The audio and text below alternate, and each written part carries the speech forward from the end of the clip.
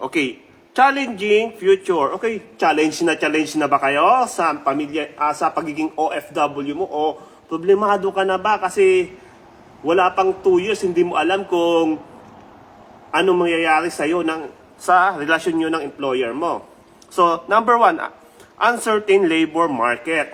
So, ano yung ginagawa mo every day off mo na after 2 years from now, maaaring mawala na yung kaba na masasabi mong nakapag-ipon ka na, settled ka na, anytime na may mangyari sa'yo, pwede kang mag-for good. Ano yung ginagawa mo tuwing day off mo? Uncertain labor market. Hindi naman tayo residente dito sa abroad, di ba? OFW lang tayo. Anytime pwede tayong mawala. And anytime pwede tayong umuwi sa Pilipinas. Ano yung sineset up mo na mindset or negosyo na kapag umuwi ka sa Pilipinas, anytime kapag uwi mo doon, pagyapak mo ng bansa natin, ay nakaset up na siya at gumagalaw na negosyo. Number 2, low savings and high debt. Okay? So, likas na sa ating mga Pilipino yung nag-iipon talaga tayo ng pera, di ba? Pero, napapansin mo, kasi mga pusong mamon tayo, mga balat sibuyas. Konting drama lang ng kamag-anak natin sa Pilipinas, nagpapadala na kagad tayo ng pera, and then, that's it. If you cannot control your emotion, you cannot control your money. Kaya dapat kinokontrol mo yung emotion mo. Paano ang tamang pag-control ng emotion mo? Pag-aralan natin. Dapat i-expose mo yung sarili mo sa negosyo, i-expose mo yung tao, yung sarili mo sa pakikipagkapwa-tao, pakikisalamuha. Kasi hindi naman pwede na magtatayo ka ng negosyo sa Pilipinas na ikaw lang mag-isa.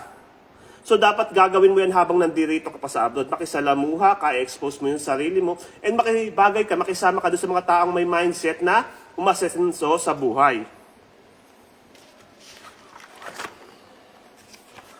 High cost of education. Okay, napakamahal ng tuition fee. Sino yung graduate ng college dyan? Alam na alam nyo to. 6 months, di ba? Isang semester pa lang. Laglag na yung budget. Okay? So, pinakamababa na yung 50,000 sa panahon natin ngayon. Depende pa sa course mo yan. Kung ano yung specialty mo at saka kung ano yung course mo. So, high cost of education. So, kung bibigyan ka ng pagkakataon na magbibigay ka ng tuition fee, tapos after 1 year, after 2 years, kikita ka na, gagawin mo ba?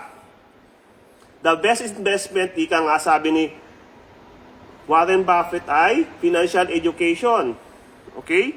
So, high cost of education. Gawin mo yung bagay na mag-generate ng income habang pinag-aaralan mo siya. Kasi ang knowledge lamang o education, ang bagay na kahit na anong gawin ng ibang tao sa'yo, hindi nila makukuha. Number 4, increasing cost of living. Okay, ito na tayo. Lahat ng bagay nagmamahalan. Okay, OFW na lang ang hindi minamahal. So, ano yung ginagawa mo para mahalin mo yung sarili mo? Ano yung ginagawa mo para pahalagahan? Huwag yung magmamahal ka ng ibang tao tapos hindi mo mamahalin yung sarili mo. Kasi kalimitan dyan tayo tumatagal ng 30 years, 40 years dito sa abroad na walang naiipon.